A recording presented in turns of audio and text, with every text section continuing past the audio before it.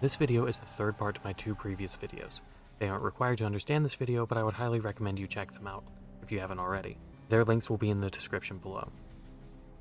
When it comes to the Springtrap versus Pinhead debate, I'm going to make the same mistake as Marie Antoinette and say that I believe that we can not only have our cake, but eat it too. Personally, I believe that we're getting both. I don't know if we're going to get them both in this chapter, or one now and the other sometime down the line, but I do believe that we're getting both sometime in the next year to year and a half. Why?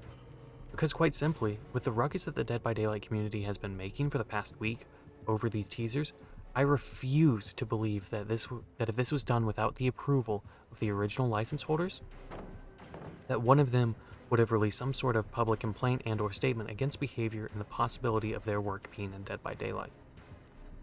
The lack of any action from Scott Cawthon and Clive Barker, the license holders for Five Nights at Freddy's and Hellraiser respectively, makes me believe that at the very least there is some form of agreement giving permission for behavior to include and allude to these licenses. An agreement of this type means that even if the license isn't currently obtained by behavior, it is most likely in the discussion phase, meaning that there's a high chance that they will obtain the license eventually.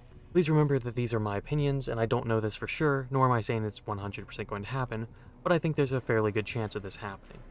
Even if the licenses aren't currently on the table for negotiation with behavior and getting into Dead by Daylight, the amount of hype around this chapter and both of the potential killers would work as a proof of demand, showing that there isn't just some interest, but an earth-shattering, oh my god, it's finally happening, amount of interest.